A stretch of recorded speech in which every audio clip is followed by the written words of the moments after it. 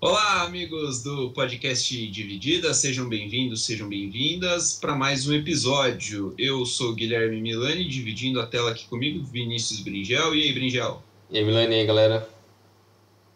Essa semana a gente vai falar de Libertadores, né? A semifinal acontecer, as semifinais, que foram duas, aconteceram essa terça e essa quarta. A gente grava quinta, 30 de 9 de 2021 e a gente vai repercutir um pouquinho do que aconteceu nesse meio de semana. Só para passar limpo os jogos, então, o Palmeiras empatou com o Atlético Mineiro em 1-1 no Mineirão. Gols de Eduardo Vargas para o Galo e Dudu para o Palmeiras. E o Flamengo foi até Guayaquil e fez 2-0 no Barcelona, no Valente Barcelona.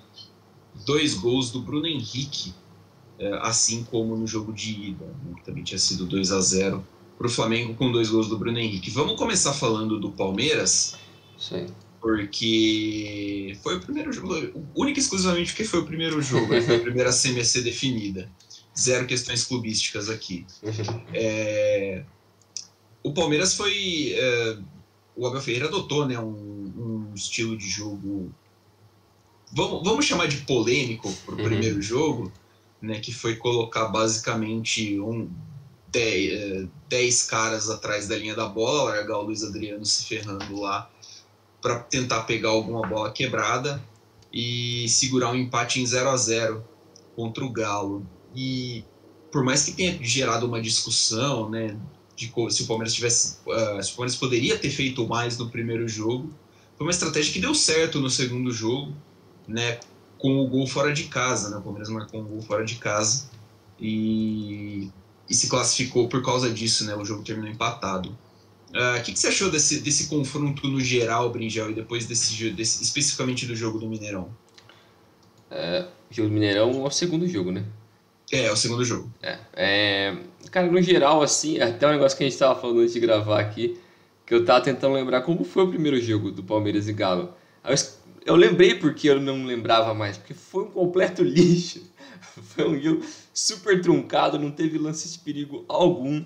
Acho que tirando o lance do pênalti do Hulk, que ele chutou na trave, talvez tenha sido um dos poucos momentos de emoção nessa partida, nesse primeiro jogo, né? Mas é mais ou menos o que você disse, né? Como você falou já. Foi a estratégia que o Abel adotou.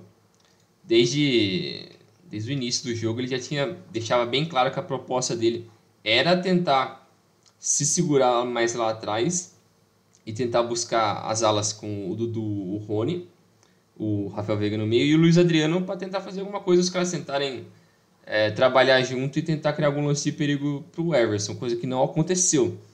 E eu acho que o mérito do Palmeiras tem nisso de conseguir segurar muito bem o ataque do Atlético, porque a gente sabe como o Atlético vem jogando bem nos últimos meses. O Campeonato Brasileiro está super bem, é um time muito forte. Também na Copa do Brasil. Ia falar agora, semifinalista da Copa do Brasil também. Então é um time que a gente sabe que vem muito forte, não é só falação mesmo, o time é muito bom também, está sendo muito bem trabalhado. Uma surpresa para mim desse time, que eu acho que não tem a badalação que todo mundo, como outros caras desse elenco, é o Jair. É um cara que eu gostei muito, é um cara que tem muita bola, eu não conhecia ele, mas é um cara que me surpreendeu bastante. Mas o elenco é super recheado, né? O elenco do Atlético é super absurdo de talento, mas o primeiro jogo, por ter acontecido em São Paulo, pelo menos eu esperava um pouco mais de ação ofensiva por parte do Palmeiras. Ter um pouco mais de iniciativa, mas eu entendo também que era uma estratégia do Abel de não querer se expor tanto, porque sabia que o poderio ofensivo do Atlético é muito forte. Então ele também não queria já meio que matar o confronto no primeiro jogo. Imagina se ele toma um 2-0 em casa. Putz, a chance dele conseguir reverter isso era muito difícil lá em Minas. E se você se expõe muito contra esse ataque do Atlético, tem grande chance de acontecer isso. Então acho que o Abel foi bem dentro da proposta dele, mas eu acho que é o que a gente pode falar um pouco mais depois também sobre os ideais, digamos assim, do Abel em questão de gerenciar o time e tal, a forma como ele faz, como ele trabalha o elenco. Acho que é um pouco questionável, Mas, lógico, não tirando o mérito também do cara, porque ele merece muito, ele mudou muito o Palmeiras desde que ele chegou. Possivelmente é o melhor técnico do Palmeiras dos últimos, sei lá, 15, 20 anos, não sei. Algo assim. É. Tá, cara, talvez desde o Filipão na virada da década, na virada do século, né? É isso que O eu tava Filipão, lembrando. Acho, Filipão, acho que teve momentos bons de Luxemburgo, mas lógico, dadas as devidas proporções e tal, e também espaço de tempo também que acho que são picos muito curtos que outros caras tiveram. Do Cuca sim. também teve bons momentos quando foi campeão, mas eu acho que o Abel, tipo, já faz um ano que ele tá lá no Palmeiras? Ou não chega Vai a isso? fazer um ano mês que vem. Então, não tem nenhum ano e o Olha cara. que, É olha um que absurdo, é loucura, um cara. absurdo. Ele vai fazer um ano de Palmeiras no mês que vem. Mas enfim, acho que o Abel dá pra gente falar mais depois, né? Mas o time do Palmeiras nesse primeiro jogo, acho que ele cumpriu o papel dele. E na volta foi full defesa, né? Os caras vão blocar tudo nessa merda aqui. E foi basicamente isso. Mas eles conseguiram, principalmente o Everton, que pegou demais. O cara foi. Ele salvou muito a vida do Palmeiras nesse segundo jogo. Mas eu acho que também. Eu acho que o Vargas perdeu umas 3 oportunidades absurdas. Que eu acho que se fosse outro jogador ali no lugar dele teria feito. Aquele gol cara a cara lá que o Everton defendeu, né? O Everton defendeu um chute. Pouquinho depois que o Galo fez o gol, o Vargas teve uma chance cara a cara que o juiz deu o chute foi direto para fora, mas o Everton defendeu Isso. quando uma infiltração pelo meio da zaga. Aquela ali foi. É. Aquele gol Foi ali absurdo, não podia ter perdido. ele salvou muito. Mas é aquela coisa, eu acho que no segundo jogo o, o Abel tentou rejuvenescer um pouco mais o time. Mudou um pouco, tirou o Luiz Adriano, tentou colocar um ataque mais móvel com o Rony e o Dudu. Que era basicamente essa proposta, né? Defender todo mundo e os dois lá se vira para ver se consegue fazer alguma coisa. E no fim acabou dando certo, porque o Verão entrou e no primeiro lance dele ele já faz o passe pro Dudu empatar. E o gol fora já ajudou o Palmeiras a se classificar. Mas mesmo assim, acho que o Atlético foi bem até no confronto nos dois jogos, mas a estratégia ali que o Abel montou, que eu acho que ele pretendia usar assim desde o início do confronto, foi o que venceu. Foi a estratégia dele, não foi nem jogadores individuais, foi a estratégia mesmo. Mas eu acho que tem os seus méritos, mas eu não sei se você quer falar do Abel já agora, ou se você quer falar um pouco mais do confronto, também dar o seu ponto de vista. Não, eu acho que eu vou começar, eu vou citar um pouco mais do confronto, Uhum. né? Mas, assim, pensando que o Abel, eu fico com a impressão de que ele vê esse tipo de confronto de uma forma diferente, né, do que a gente está acostumado. Porque a impressão que eu fico é que ele vê como se fosse um grande jogo de 180 minutos. Então, o primeiro jogo foi um primeiro tempo.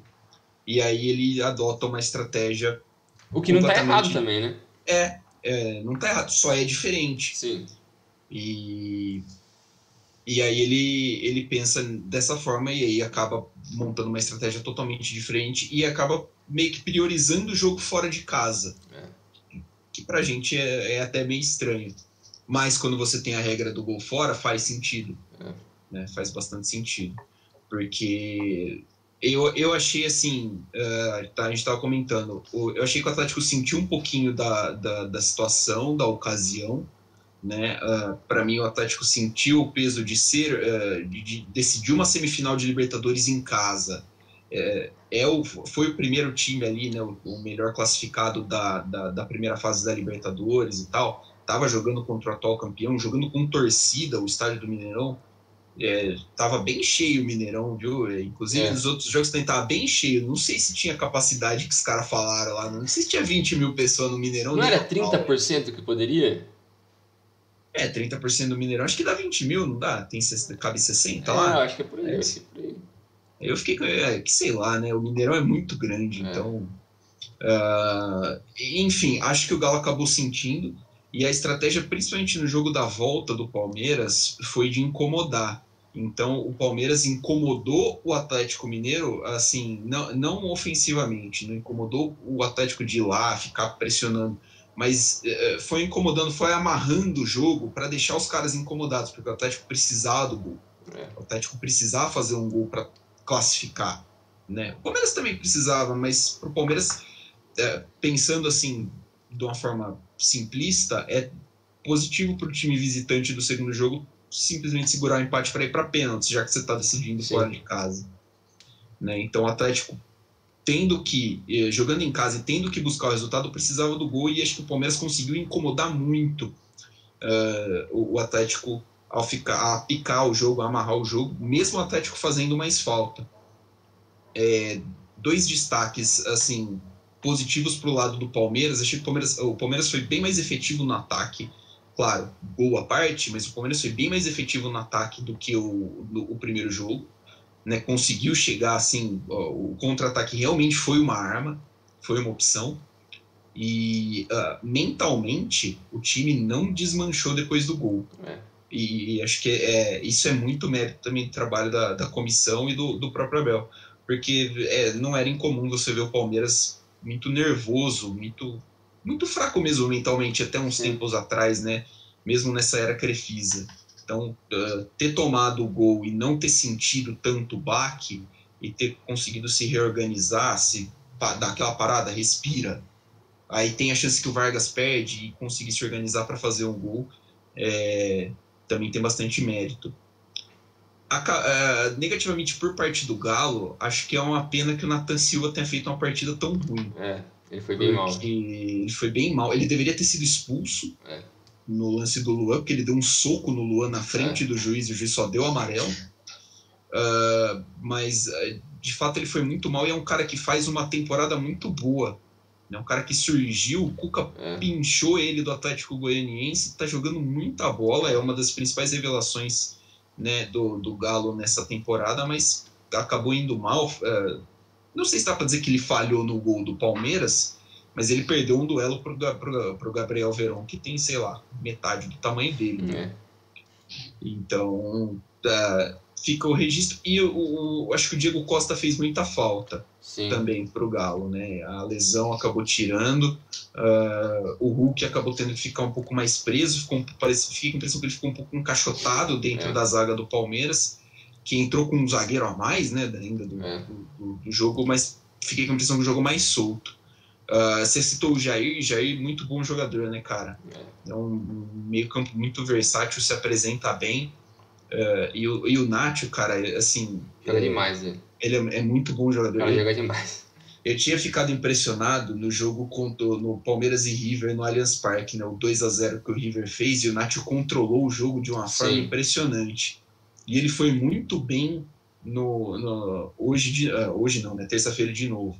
Né, de novo, dando ritmo para ataque, achando muitos espacinhos ali. É um jogadoraço. Ele deve odiar o Palmeiras. Deve, com certeza. 2 semifinal de Libertadores seguidas sendo eliminada pelo Palmeiras, o cara deve odiar o Palmeiras. Acho que do confronto é isso, né? Foi um confronto muito, assim, parelho, porque acho que são 2 times parelhos. Sim. Acabou passando o Palmeiras por ter sido mais eficiente, talvez, né? O pênalti que o Hulk perdeu no primeiro jogo pesou pra caramba. Então, não sei, não dá pra falar, eu não gosto de falar de merecimento, mas acho que o Palmeiras errou menos no ponto aí de passar para chegar em Montevidéu. Sim, eu acho que dentro do que eles propuseram ali desde o início, eles fizeram o que eles queriam, que era a proposta do Abel. E eu acho que conseguiu fazer isso muito bem. Tanto que eu acho que, como você disse, quando a mudança do primeiro para o segundo jogo, quando tirou o Luiz Adriano, eu acho que ajudou muito, porque a questão da mobilidade do Luiz Adriano, de certa forma, até atrapalha para um jogo onde você quer defender muito e ficar no contra-ataque. Então, quando você fica com o Rony e o Dudu, acho que ajuda isso muito mais. A chance de você conseguir fazer algo mais perigoso é bem melhor. E com 2 caras rápidos na frente, você incomodar os volantes também é muito melhor. O Luiz Adriano ali não conseguiria fazer isso, eu acredito. Eu acho até que o Luiz Adriano fez uma partida ok defensivamente na ida, né? Ele tem alguns lances em que ele incomoda os zagueiros do Galo, que ele vai dar bote, mas o Daverson é muito mais, ele se encaixa melhor nessa função, porque o Daverson é um pouco, ele é mais móvel, né, do que o Luiz Adriano, ele tem esse negócio de ser pilhado, de ir lá incomodar, né? Então, por mais que tecnicamente ele é pior, sim, mas ele consegue exercer essa função que você falou, acho que melhor que o Luiz Adriano. Ele pressiona ali melhor, ele incomoda mais aquela zona entre zagueiros e volantes de uma forma melhor.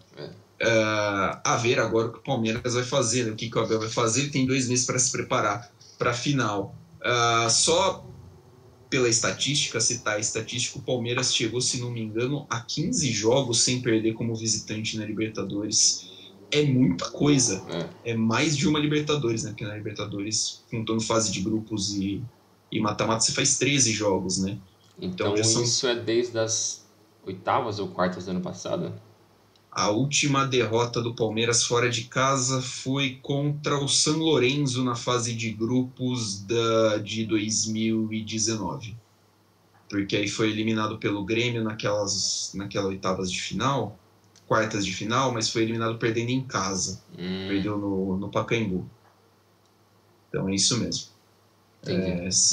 A maior, já era, né, a maior sequência, estende essa maior sequência de invencibilidade como visitante. E também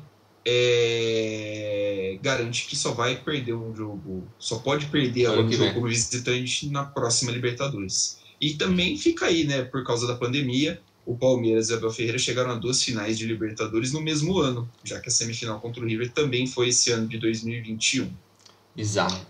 Bizarríssimo, né? Passando para outro confronto agora, né? Sim.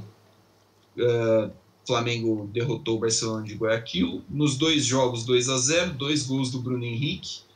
Tá tranquilo, né? O Bruno Henrique não tá jogando quase nada, né? O cara fez 4 gols, velho. Absurdo. O cara fez 4 gols em 2 jogos de semifinal de Libertadores. É claro que o Flamengo era amplamente favorito, né? Mas, assim, o Barcelona não chegou ali por acaso. É um time mais fraco, é um time mais limitado, mas eliminou o Fluminense com méritos, eliminou o Vélez com méritos, né, derrotou Boca e Santos lá no Equador, um estádio lá em Guayaquil é um estádio difícil de derrotar o Barcelona, e criou, né, o Barcelona criou chances, teve chances, o Diego Alves fez 2 boas partidas, tanto na ida quanto na volta, para garantir o Flamengo em Montevidéu. Foi bem por aí mesmo. Eu acho que pegando os 2 confrontos, lógico, o Bruno Henrique vai acabar sendo destaque porque ele fez os 4 gols, mas o Diego Alves fez um confronto absurdo. O cara salvou demais. O Everton Ribeiro também jogou muito bem, não só pelas assistências, mas ele jogou muito bem, é um cara muito criativo. A gente sabe que no Brasil ele destoa um pouco. O time do Flamengo destoa bastante, né? Tem muita qualidade técnica, mas o Diego Alves salvou demais, principalmente no primeiro jogo, onde, se não me engano, nos 10, 15 primeiros minutos iniciais, o Barcelona teve umas 3 chances, cara a cara, muito próximo de fazer um gol.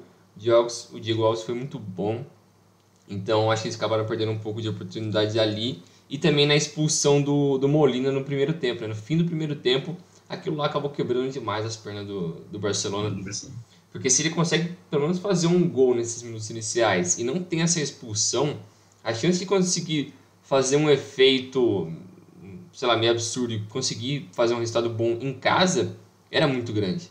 Tinha uma boa chance deles passarem. Acho que mesmo se tomasse a virada, né, um 2-1 pro Flamengo no Maracanã, puta, o Barcelona chega com outra cara para jogar no Equador. Sim, eu acho que, de certa forma, um pouco de culpa do Barcelona, eles cometeram muitos erros por conta própria que permitiram o Flamengo passar. Mais do que méritos, lógico, não tirando tanto os méritos do Flamengo, mas eu acho que o Barcelona mais, entre aspas, entregou algumas oportunidades para o Flamengo. Tanto que é algo que a gente estava falando um pouco antes de gravar, como que surpreende um pouco a gente, como o Flamengo mostra um pouco de uma fraqueza defensiva nesses últimos meses, desde a chegada do Portaluppi. Que é algo que não tinha, pelo menos eu não sentia tanta essa fraqueza com o Rogério, beleza, eu acho que era um time mais frágil do que com o Jesus, comparado com o Jesus, mas ainda assim eu acho que defensivamente é um time que parece muito perdido, os jogadores, principalmente os zagueiros, a ligação entre o zagueiro e os primeiros volantes, parece que não tem aquela conexão ali de saber quando marcar, de fazer a pressão, de ficar bem compacto. Acho que o time perdeu isso muito desde da saída do Jesus, que era um time, nossa, era aquele rolo compressor, né? Os caras ficavam super compactos, pressionavam a bola, quando pegava a bola ficava aquela correria maluca, parecia que os caras conseguiam fazer 3, 4 gols em 15 minutos, era um negócio muito absurdo. E eu acho que o time acabou perdendo um pouco isso nos últimos meses, apesar de que o ataque ainda é aquilo lá que todo mundo já sabe, que é o Bruno Henrique, o Gabriel Barbosa, o Arrascaeta, o Everton Ribeiro, o Andrés, que chegou agora, que chegou muito bem, até algo que, de certa forma, me surpreendeu um pouco, porque ele sempre foi aquele cara que era uma promessa no United, mas foi emprestado para 20 times. Então a gente não sabia exatamente qual era realmente o potencial dele. E é lógico, o nível de Europa do Brasil é outro, mas ele está jogando muito bem aqui, foi muito importante nesses 2 jogos. Até o Vitinho, que era alguém que estava esquecido no Flamengo nos últimos anos até, é alguém que está jogando bem agora. Então o Michael também está bem. O Michael também está bem.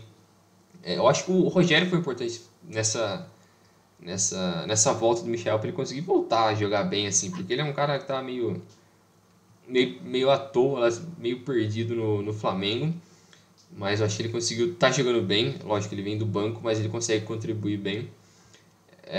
Esse primeiro jogo é esse negócio, eu achei que o Barcelona poderia ter oferecido mais, não digo perigo, porque ele ofereceu perigo, mas ele não concretizou as chances dele para num segundo confronto ele conseguir fazer uso dessa vantagem ou do resultado que ele conseguiria no primeiro jogo. Saber trabalhar o confronto, coisa que a gente acabou de falar que o Abel soube fazer muito bem, é trabalhar os 180 minutos.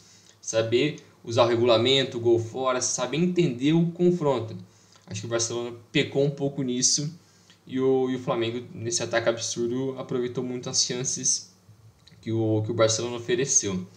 E no segundo jogo eu acho que foi um pouco mais equilibrado de certa forma, mas ainda assim também o Flamengo no contra-ataque, que esse time do Flamengo adora o contra-ataque, principalmente com um jogador rápido como o Bruno Henrique, que é super veloz e tem os passes, e o passe muito bom do Arrascaeta e do Everton Ribeiro contribui muito para isso, para lançar ele na frente, para trabalhar muito com o Gabriel Barbosa também, que ele não é aquele cara parado, que ele consegue trabalhar fora da área, ele consegue criar espaço para alguém vir atrás dele e ele consegue dar o passe, dar assistência. Então acho que esses 4 conseguem trabalhar muito bem desde a época do Jesus. Então fica um pouco um gosto amargo, assim, de que eu acho que esse time do Barcelona poderia ter feito um pouco mais, poderia ter conseguido um resultado um pouco melhor, porque de uns anos para cá é um time que vem fazendo um trabalho bem bacana, né? Algo que a gente já tinha falado em outro programa, se não me engano, nas últimas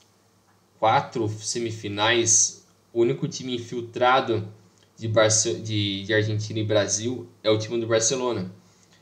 Se não me engano foi 2017 que eles foram para a semi de novo, não foi? Isso, 17. Então, é um time que vem fazendo um trabalho muito bom, apesar de não ter o poder financeiro de outras equipes como do Brasil ou da Argentina, né? Então fica um pouco essa dúvida no ar, mas acabaram perdendo a oportunidade e o Flamengo e o Palmeiras agora vão fazer a final da Libertadores. Eu acho que tem tudo para ser um jogão. E é isso aí. O que você achou do jogo também, então? Seu ponto de vista, o que você achou principalmente do Flamengo, né? Eu concordo, acho que o Barcelona perdeu muita chance, né? A gente falou de Diego Alves fez um partidaço, mas o Barcelona conseguiu uma coisa que é explorar essa instabilidade defensiva que você citou do Flamengo, né? Foram muitas chances, assim, mais chances até do que a gente acharia normal, né? Principalmente no primeiro jogo, assim, mesmo depois de ficar com a menos, o Barcelona parecia capaz de achar um jogador em posição de chutar dentro da área, né? O que é muito perigoso. Mas acabou pecando na finalização. É um time claramente inferior ao Flamengo, então sim, assim, quando você perde esse tipo de chance, o Flamengo vai fazer você pagar por isso, né? E aí o Flamengo jogando com campo, o ataque do Flamengo jogando com campo aberto é bonito de ver. Sim. É bonito de ver o ataque do Flamengo jogando, né? Entra em campo também o entrosamento, né? São 4 jogadores de ataque acima da média que estão jogando junto desde 2019, então isso ajuda ainda mais a elevar o nível. E o Barcelona teve que ir de peito aberto, né? O Barcelona não tinha muita opção para esse segundo jogo, teve que ir para cima. O técnico resolveu sacar o Damian Dias do time, né? Que é o meia pensador. Isso, o 10, né? O 10zinho. Sacou ele do time, colocou mais um atacante, o time foi para cima, não conseguiu converter no começo. Com 15 minutos o Flamengo achou uma bola ali num campo aberto e o passe foi do Everton Ribeiro no primeiro gol, né? Isso. E, putz, sem chance, né? Sem chance. Ali o Bruno Henrique já matou o confronto. Mas muito honesta a campanha do Barcelona de Guayaquil, né? Um time que jogou de cabeça erguida, não deveu nada para ninguém, não. Uma campanha muito honesta, trombou num time melhor, perdeu os 2 jogos de forma digna, fez uma boa campanha, e o Flamengo fez o que se esperava, né? Controlou os 2 jogos, o segundo jogo o Flamengo entrou, acho que até numa rotação um pouquinho abaixo, porque realmente não precisava se esforçar de muito para conseguir construir um resultado em cima do Barcelona, e não precisou. Né? O Bruno Henrique até falou que deu uma declaração no final de que não sentiu muita dificuldade, né, no Barcelona, mas claro, né, pô, o Flamengo é bem superior, mas o Flamengo fez uma ótima semifinal. O Flamengo teve um caminho muito tranquilo para a final, apesar que a gente olha o Defensa e Justiça, é um time que tinha potencial para complicar, mas o Flamengo conseguiu um baita de um resultado na Argentina e depois aqui no Brasil. O Olímpia tomou quase 10 gols do Flamengo, né? Aí já é culpa do Internacional, que conseguiu ser eliminado pelo Olímpia. E aí pega o Barcelona, que com todos os méritos já não era páreo mesmo para o Flamengo. O Flamengo pode vencer a Libertadores de forma invicta, né? O Flamengo não perdeu ainda nessa competição. A última derrota do Flamengo acho que foi na fase de grupos da temporada passada, não estou lembrando para quem. Acho que foi pro Independiente Del Valle, se não me engano. Deixa eu ver aqui. O Flamengo está numa sequência de jogos invicto, também na Libertadores, se não me engano são os 17 jogos, que caiu pro Racing na temporada passada com 2 empates nos pênaltis. E o Renato Gaúcho se torna o primeiro técnico brasileiro a chegar à final com 3 times diferentes, né? Foi finalista com o Fluminense em 2008, com o Grêmio em 2017 e com o Flamengo agora. Com o Grêmio, ele eliminou o Barcelona de Guayaquil na semifinal, né? O ano que foi campeão. E com o Fluminense ele perdeu para um equatoriano na final, para a LDU. Agora, esperar, né? São 2 longos meses, a final vai ser no dia 28 de novembro, no Estádio Centenário em Montevidéu. Acho que, excluindo o Maracanã, talvez o estádio mais icônico da América do Sul, e para mim um dos 5 estádios mais icônicos do futebol no mundo. Para mim, e também para mim, um palco merecidíssimo de uma final, apesar de eu ser totalmente contra a final única, né? Eu acho que a final tem que ser ida e volta, principalmente aqui que a gente não tem essa facilidade de acesso para qualquer canto da América, que a gente já é difícil para o torcedor ir regularmente nos jogos do seu time, né? O ingresso está ficando caro, querendo ou não, né? Então o jogo único, afinal, é mais caro ainda, se acaba afastando um pouquinho mais o torcedor, mas isso é uma história que a gente pode discutir depois. Para mim, Flamengo e Palmeiras vão fazer um jogo muito aberto. Muito se fala que é a final que muita gente estava esperando, né? São os times que estão basicamente dominando o futebol brasileiro nos últimos 5 anos. A gente tem 4 dos últimos 5 títulos brasileiros na mão desses 2 times. Palmeiras em 16 e 18, o Flamengo em 19 e 20, né? A única exceção é o Corinthians em 17. São os últimos 2 campeões da Libertadores. Então, assim, é um confrontaço, né? Mas não é a maior final, não vai ser a maior final da Libertadores de todos os tempos, que nem já estão falando por aí. Acho que vai passar um pouquinho longe disso, inclusive. Eu também acho que vai ser bem, bem equilibrado. Eu acho que vai ter um ligeiro favoritismo para o Flamengo por conta da experiência, de certa forma, da conexão ali, assim, da experiência que esse time já tem de anos prévios e do ataque. O entrosamento e o ataque ser muito absurdo. Acho que tem um ligeiro favoritismo por conta disso, mas eu não acho que o Renato tornou esse time uma máquina como era do Jesus, longe disso. E eu também acho que o Abel ele tem o time na mão, joga muito bem, e o jogo único acho que favorece ele demais. Demais, eu acho que é o estilo de jogo que ele vai... Nossa, ele vai estar super feliz de poder fazer isso. Mas eu acho que vai ser um jogão. Também não acho que vai ser a maior Libertadores de todos os tempos, porque possivelmente aquela River e Boca no Bernabéu foi uma das maiores, se não a maior. Porque... É o maior clássico da América do Sul, né, cara? E aconteceu no Bernabéu, é muito absurdo isso. Não. Né, tipo, os caras tiveram que levar um jogo pra Europa, né? E aí já é culpa da Conmebol. Mas, porque senão ia ter morte no... os caras estavam quase sacando fogo no Monumental. Os caras iam se matar lá no Monumental, pô, sem condições, sem condições. Mas eu acho que tem tudo para ser um jogo muito bom. O que eu fico ainda com o pé atrás é como as equipes vão se preparar para os próximos 2 meses, porque 2 meses é muito tempo. É muito tempo, então pode ser que alguém se machuque gravemente, time perca ritmo, motivação, sei lá o que pode acontecer. Mas também pode ser, na verdade, 2 meses para você se preparar focado para isso.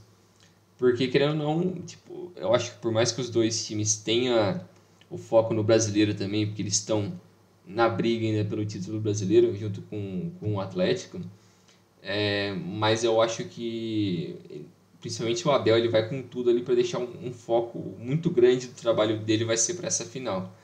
E o Renato também eu acho que não vai ser diferente, por conta do estilo dele. Daquele estilo meio arrogante. Mas é um meio fanfarrão, assim. De querer zoar, de querer falar, não, eu que resolvi o negócio aqui, ó, que eu trouxe aqui, se não fosse eu, vocês não ganhavam isso. Então acho que é um pouco da pegada dele. Mas tem tudo para ser um ótimo jogo, acho que vai ser muito bacana. Vai ser no Uruguai, não vai? Sim, no Centenário em Montevidéu. Isso. Então tem tudo para ser um jogo muito bom também. Vamos ver o que vai acontecer. Acho que esses 2 confrontos foram muito bacanas. Muito bacana. Eu acho que as 2 equipes jogaram, não digo tudo que podem, porque eu sempre acho que esse time do Palmeiras pode um pouco mais por conta dos jogadores que tem, mas não quer dizer que o trabalho é mal feito ou que não merece, mas eu acho que poderia fazer um pouquinho a mais em questão de criação ou questão de ataque. E o time do Flamengo, para mim, é uma dúvida a defesa. Porque até o negócio que eu tinha falado, acho que antes, a questão do Davi Luiz, para mim, me preocupa muito. Porque os 2 jogos que ele jogou, para mim, o cara parecia que ele tava bêbado. Super lento, perdido, meio que olhando pro nada, a bola ali, ele olhando pro outro lado, meio sem saber o que fazer. Andando, o cara vai chegando na entrada da área, pronto para dar um chute, ao invés de ele proteger o corpo, ele ficava parado, assistindo. Cara, você tá dormindo?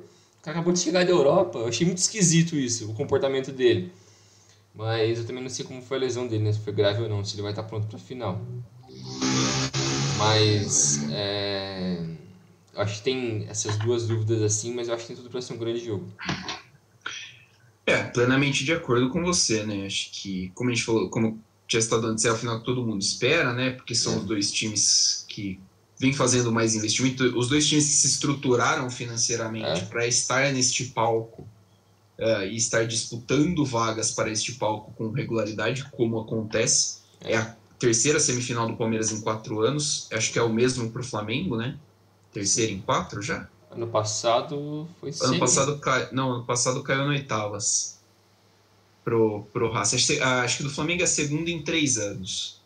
Tá. Mas mesmo assim, é um time que tá sempre ali, né? O Flamengo foi finalista da Sul-Americana também em 2017, bicampeão brasileiro. Tá ali, pô, a gente sabe que o Flamengo é um timaço. Que nem você falou, né? São muitas questões. O Palmeiras tem, eu estava vendo hoje mais cedo, acho que são 13 jogos do Campeonato Brasileiro até a final. O Flamengo tem os jogos do Brasileiro e tem a Copa do Brasil. O Flamengo ainda está vivo na Copa do Brasil. Tem os 2 jogos contra o Atlético Paranaense. Não lembro quando é a data da final. Então são jogos decisivos para esses times. Então você chega nessa reta final de temporada e é lógico que vai afunilando, vai chegando um jogo decisivo atrás do outro. Tem muita coisa para rolar, jogadores podem se machucar, esquemas táticos podem mudar. Eu vi que a lesão do Davi Luiz parece que é virilha, não sei se se vai ser sério ou não, mas ele realmente me pareceu um pouquinho lento, um pouquinho fora de ritmo, né, nesses dois jogos. A ver se ele volta, como ele volta. Eu vou assim, dizer que eu espero que o jogo não seja tão truncado quanto foi Palmeiras e Santos na final do Maracanã. Eu espero que não seja, mas eu acho que vai ser. Eu também acho. Eu acho que vai ser amarrado naquele nível. Aí, né, acaba sobrando para eventualidades e casualidades, né? Sim. Aí vai falar, mas podia ter feito isso, podia ter feito aquilo. Sempre se pode. Sim. Mas isso aí também é uma coisa que a gente vai ver quando for chegar mais perto. Isso. Que outro destaque, o Bragantino chegou na final da Sul-Americana, abrindo um parênteses, mudando rapidamente de campeonato. O Bragantino chegou, a Red Bull Bragantino chegou na final da Sul-Americana, então uma sacola no Libertad do Paraguai. Pega quem sair de Atlético Paranaense e Peñarol hoje, né? O jogo não começou ainda, mas a outra semifinal joga-se hoje, quinta-feira. Grandes chances de ser o Atlético Paranaense, que vai chegar, que caso se confirme, chega à segunda final de Sul-Americana em pouco tempo também. E aí teremos uma Recopa Sul-Americana totalmente brasileira, né? E aí acho que talvez faça a Conmebol pensar que tem brasileiro demais jogando as competições. Sim. Porque isso está escancarando a desigualdade financeira dos times daqui em relação aos demais, né? Porque o Bragantino Cara, é o mínimo de organização, né? A Red Bull acho que nem injetou tanto dinheiro assim no Braga. É só uma organizaçãozinha aqui. É claro, o Arthur custou 25 milhões e não é qualquer time que chega da Série B que consegue pagar isso no jogador. Mas, mesmo assim, né? Tipo, um pouquinho mais organizado, com um pouquinho mais de padrão, e já tá ali numa final continental. Talvez... Eu acho que eles vão precisar pensar nisso, a gente já falou também sobre isso em outros episódios. Sim. Faltou citar alguma coisa, Bringel? Eu acho que é isso aí. Acho que só esperar 2 meses e a gente grava um episódio um pouco mais completo disso. Mais pertinho da final a gente fala o que a gente taxa.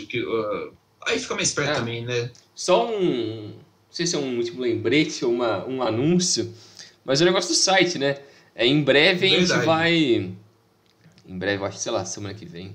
Não sei quando alguém vai estar escutando isso, mas eu acredito que por volta da próxima semana nós vamos nós vamos abrir um site, um blog, onde nós vamos começar a escrever artigos, análises, pontos de vista, conteúdo escrito agora também, para quem quiser acompanhar nosso conteúdo além do podcast, vai poder ter a oportunidade de ter as nossas opiniões escritas ali de uma forma diferente. Eu acho que vai conseguir poder explorar um pouco mais de outras coisas relacionadas a outros esportes, não só futebol.